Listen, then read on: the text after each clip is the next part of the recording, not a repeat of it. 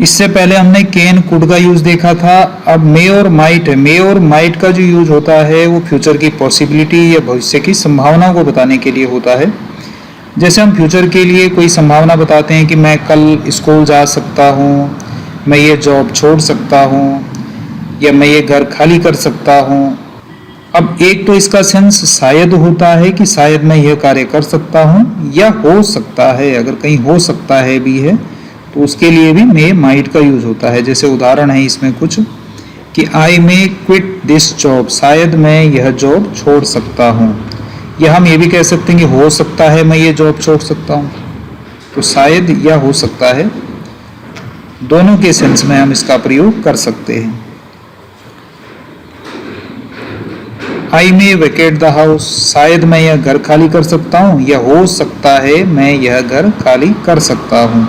तो शायद भी लगा सकते हैं और हो सकता है, दोनों सेंसों में इसका प्रयोग हो सकता है। We may use another computer, शायद हम दूसरा कंप्यूटर प्रयोग कर सकते हैं, या हो सकता है मैं दूसरा कंप्यूटर प्रयोग करूं। We may wait for some time, शायद मैं कुछ देर और इंतजार करूं, या हो सकता है मैं कुछ और इंतजार करूं। You may lose the game, शायद आप गेम को लूज कर दो या गेम को हार जाओ। दे में सॉल्व द प्रॉब्लम, शायद वह समस्या का समाधान, सॉल्व द प्रॉब्लम को सॉल्व करना मतलब समस्या का समाधान करना। ही में सफर अ लॉस, शायद उसको हानि सहनी पड़े या नुकसान सहना पड़े। सफर करना मैंने सहना। सी में परमिट द स्टूडेंट, शायद वह स्टूडेंट को अनुमति दे दें, या हो सकता है वो स्टूडेंट को परमिशन दे दें। राम में पोस्टपोन द मीटिंग, शायद राम मीटिंग को पोस्टपोन कर दें। पोस्टपोन कर देना मैंने आगे बढ़ा देना, या शायद राम मीटिंग को आगे बढ़ा सकते हैं। राम में कम टुमारो, शायद राम राम कल आएंगे, या हो सकता है राम कल आए। तो इस तरह से हम देखेंगे कि हो सकता है या शायद, जब इस तरह की संभावना होती है फ्यूचर की, या फ्यूचर की कोई पॉसिबिलिटी होती है, तो मे का प्रयोग हम कर सकते हैं इसमें।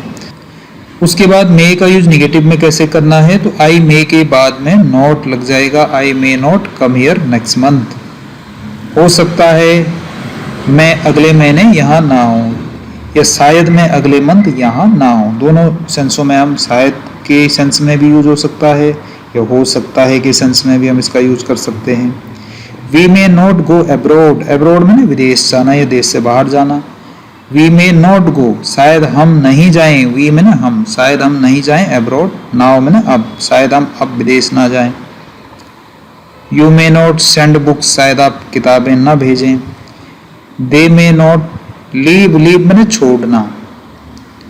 दिस प्लेस, शायद वह इस जगह को ना छोड़ें। He may not get admission in college, शायद वह कॉलेज में एडमिशन ना ले। She may not finish the work, शायद वह कार्य पूरा ना करे। फिनिश मैंने पूरा कर देना। She may not qualify the test, qualify मैंने पास कर देना, शायद वह टेस्ट क्वालिफाई ना कर सके या ना कर पाए। Ram may not reach on time, शायद राम समय पर ना पहुंचे। राम मे नॉट पे हाई फीस, शायद राम ये ज़्यादा फीस ना पे कर सके। Ram may not perform well, शायद वह अच्छा परफॉर्म ना कर सके। तो शायद के रूप में भी, और हम अगर नॉट लगा दिया मे के बाद, तो नेगेटिव सेंस में भी, नेगेटिव के सेंस में भी इसका प्रयोग होता है। तो ये हिंदी में भी दिया हुआ है, आप थोड़ा प्रैक्टिस करेंगे, प्रैक्टिस करते करते धीरे धीरे आप इसको सीख जाएंगे।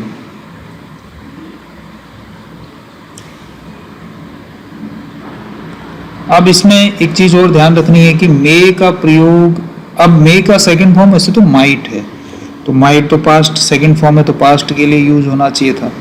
लेकिन माइट का यूज यहाँ पे ध्यान रखना है कि फ्यूचर के सेंस में होता है। मे का प्रयोग, मे तो प्रेजेंट में होता है शायद के लिए, या हो सकता है के लिए हम प्रेजेंट में करते हैं।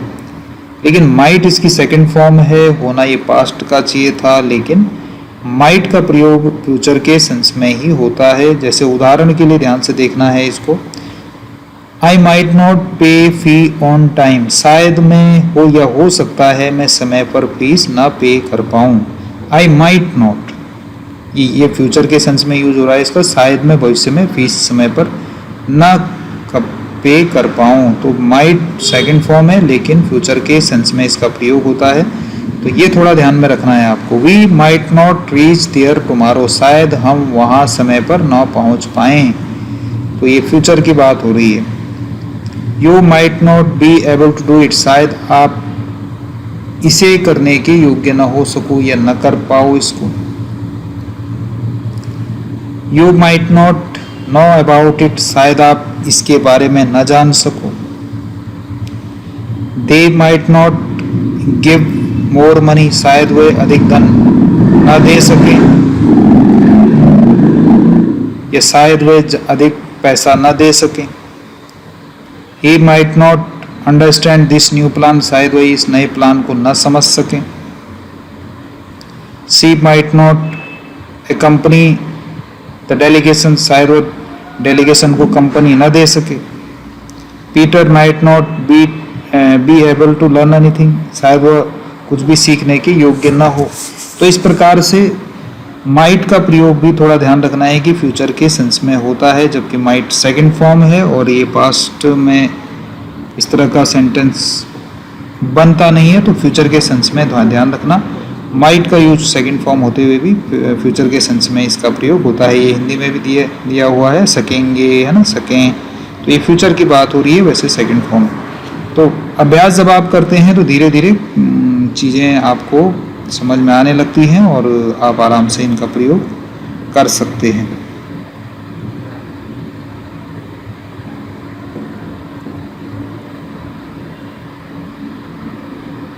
तो निगेटिव में भी, और आप फिर जैसे कि एक सेंटेंस है तो पहले सबके साथ, पहले इनका प्रयोग जैसे आई के साथ हो जाएगा, फिर इनका प्रयोग जैसे आई मे के साथ, आई मे क्विट, है ना, आई मे वैकेट, शायद मैं खाली कर दूं, आई मे यूज, शायद मैं प्रयोग करूं, आई मे लूज, शायद मैं हार जाऊं, आई मे वेट, शायद मैं इंतज़ार करूं, आई मे सॉल्व, शायद मैं समाधान कर दूं, आई मे सफ़र, शायद मुझे सहना पड़े, है ना, आई मे परमिट, शायद मैं अनुमति दे दूं। उसी तरह से फिर वी के साथ में हम इसका प्रयोग करेंगे। वी में फिर हम वी के साथ में भी, वी में क्विट, शायद हम छोड़ दें, वी में वैकेट, शायद हम खाली कर दें, वी में वेट, शायद हम वेट करें, वी में लूज, शायद हम हार जाएं, वी में सॉल्व, शायद हम। तो इस तरह से वी के साथ भी, फिर यू के साथ, फिर दे के साथ सबका प्रयोग इसके एक एक करके काफ़ी सारे सेंटेंसेस में बन सकते हैं। तो ये थोड़ा ध्यान रखना है आपको, और प्रैक्टिस से ही आएगा। आपको लिखने की भी प्रैक्टिस करनी है, बोलने की भी प्रैक्टिस करनी है, और पढ़ना भी आना चाहिए। तो लिखना, बोलना, पढ़ना एक स्टूडेंट के लिए तीनों जरूरी होते हैं। तो आपको ये सब सीखना है, प्रैक्टिस करना है।